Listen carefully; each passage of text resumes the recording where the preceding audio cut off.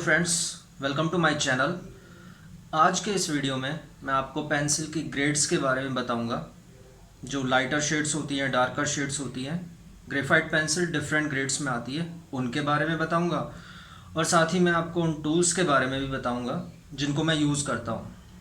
Pencil drawing में जिन जिन tools का मैं यूज़ करता हूँ, मटेरियल्स का यूज़ करता हूँ, उनके बारे में मैं आपको बताऊँगा। मैं ज़्यादातर पेंसिल मीडियम में ही वर्क करता हूँ, ग्रेफाइट में, क्योंकि मुझे लगता है ऐसा कुछ भी नहीं है जो आप पेंसिल से ड्रॉ नहीं कर सकते। कितना भी रियलिस्टिक आपको ड्रॉ करना हो, आप पेंसिल से ड्रॉ कर सकते हैं। साथ ही ये बहुत ही ज़्यादा फॉरगिविंग मीडियम है। अगर आप कुछ गलती करते हैं, मिस्टेक करते हैं, तो आप करेक्शन कर सकते हैं आप उसमें बहुत ही आसानी से। ये बहुत ही ज़्यादा बोलें तो पोर्टेबल मीडियम है। आप कहीं भी पेपर और पेंसिल से कहीं भी स्टार्ट कर सकते हैं ड्राइंग करना। जब हम पेंसिल में वर्क करते हैं तो हमारे पास सिर्फ एक ही कलर होता है, ब्लैक, और वाइट पेपर होता है। तो टूल्स भी काफ़ी इंपॉर्टेंट हो जाते हैं, स्पेशली इरेज़र, क्योंकि इरेज़र ही है जो हमें वाइट कलर देगा। वाइट पेपर है और इरेज़र से हम हाइलाइट्स अचीव करते हैं। तो कुछ टूल्स काफ़ी इंपॉर्टेंट हैं, पेंसिल और इरेज़र। तो इन्हीं सारे टूल्स के बारे में मैं आपको बताऊंगा। सबसे पहले हम पेंसिल की ग्रेड्स को देख लेते हैं, उसके बाद टूल्स पे हम और टूल्स के बारे में डिस्कस करें। उससे पहले मैं आपको दो इम्पॉर्टेंट टूल्स के बारे में बता देना चाहता हूँ। Number 1 patience and number 2 observation. जब भी आप ड्राइंग स्टार्ट करते हैं तो बहुत ज़्यादा पेशेंस रखने की ज़रूरत है। जल्दी करेंगे, गलतियाँ होंगी। मेरे साथ हर बार ये होता है, मैं हर ड्राइंग को कंप्लीट करता हूँ और उसके बाद मुझे यही रियलाइज़ होता है कि अगर मैं थोड़ा और पेशेंस रखता तो शायद मैं इसको और अच्छी बना सकता था। ऑब्जर्वेशन वो आप धीरे धीरे सीखेंगे, प्रैक्टिस से ऑब्जर्व करेंगे आप। उसके बारे में हम आगे की वीडियोस में बात करेंगे। सो फ्रेंड्स, सबसे पहले मैं आपको ग्रेड्स के बारे में बता देता हूँ। पेंसिल की डिफरेंट ग्रेड्स होती हैं। एक होती है HB, जो इसका मिड पॉइंट बोल सकते हैं आप। जितना इधर जाएंगे पेंसिल हार्ड होती जाएगी। इसमें H stands for hardness and B for blackness. तो जितना हम 6H 4H 3H जितना इधर जाएंगे उतनी पेंसिल हार्ड होती जाएगी और लाइट होती जाएगी। और जितना B का ग्रेड बढ़ेगा उतनी ही पेंसिल सॉफ्ट होगी और डार्क होगी। तो आप देख सकते हैं 6H सबसे लाइट है और 12B सबसे ज़्यादा डार्क है। ये सबसे सॉफ्ट पेंसिल है, ये सबसे हार्ड पेंसिल है। ये एक EE पेंसिल है, ये स्टेडलर की आती है, जो उसकी डार्केस्ट पेंसिल है।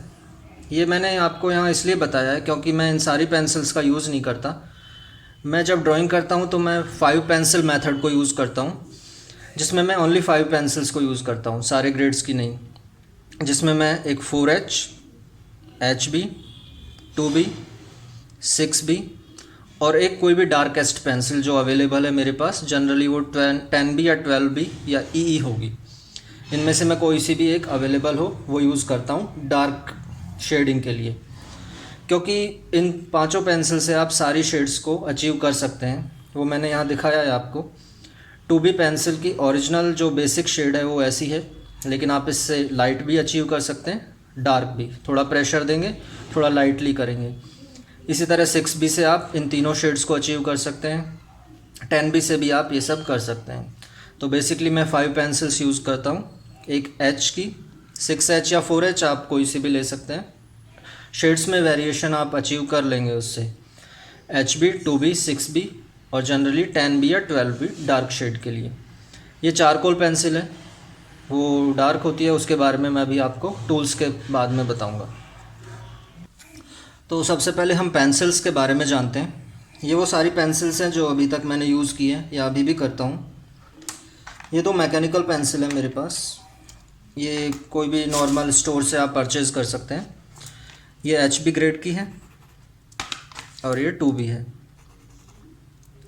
ये 0.5 mm की लीड लगी हुई है इनमें, और ये मैं बहुत ही फाइन डिटेलिंग की जब ज़रूरत होती है या आउटलाइन ड्राइंग में जनरली इनका यूज़ करता हूँ। बेसिक शेडिंग के लिए मैं आर्ट लाइन की पेंसिल्स को यूज़ करता हूँ। बहुत ज़्यादा कॉस्टली नहीं है, 50 या 60 रुपीज़ का पूरा पैकेट आता है 6 पेंसिल का। तो जनरली अगर आप बाहर से लूज़ भी लेंगे तो 10 या 15 रुपये या 20 रुपये की एक पेंसिल आपको मिल जाएगी।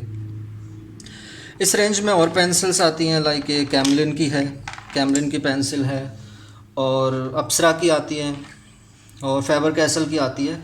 बट मैं वो रिकमेंड नहीं करूँगा आपको। जो मैंने एक्सपीरियंस किया है वुड की क्वालिटी और लेड की जो क्वालिटी है, ग्रेफाइट की क्वालिटी, इन पेंसिल्स की बहुत ज़्यादा अच्छी है। ये ज़्यादा टूटती भी नहीं है।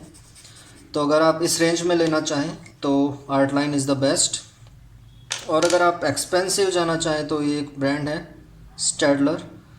इसकी काफ़ी एक्सपेंसिव पेंसिल आती है। एक ही पेंसिल 60 या 70 रुपीज़ के आसपास पड़ेगी।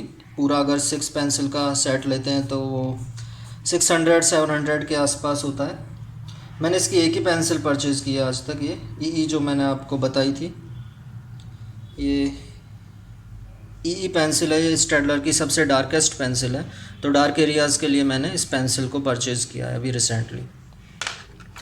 इसके अलावा ग्रेफाइट में एक वुडलेस पेंसिल भी आती है। ये पूरा ही इसका वुड नहीं होता इसमें, आप देखिए पूरा ग्रेफाइट का ही बना होता है। तो एक इसको भी मैं, पर मुझे लगता नहीं इसका कुछ ख़ास यूज़ है। मैंने परचेज़ तो कर ली बट इसको रेयरली यूज़ किया है मैंने, तो इसको लेने की कोई ज़रूरत नहीं है आपके लिए। इसके बाद चारकोल पेंसिल्स भी मैं यूज़ कर लेता हूँ डार्क एरियाज़ में, स्पेशली हेयर में। तो उसके लिए मैं कैमलिन की पेंसिल यूज़ में लेता हूँ। इसकी सॉफ्ट पेंसिल ही काम में लेता हूँ मैं। इसकी 3 ग्रेड में आती है, hard, medium and soft. But मुझे नहीं लगता बाकी दोनों कुछ खास यूज़फुल है। मैं सिर्फ इसी को काम में लेता हूँ। इसी से आप लाइटर और डार्कर शेड्स अचीव कर सकते हैं। एक ये चारकोल स्टिक भी आती है कैमलिन की। इसको आप लार्ज एरियाज़ में, जैसे आपने मेरी ड्राइंग्स में देखा होगा, बैकग्राउंड जो ब्लैक होता है बिल्कुल, वो मैं इसी से करता हूँ, इस चारकोल स्टिक से। ये भी एक स्टिक शायद 15 रुपये की आपको मिल जाएगी। लूज़ भी ले सकते हैं, पूरा पैकेट भी आता है। तो ये तो पेंसिल्स थी।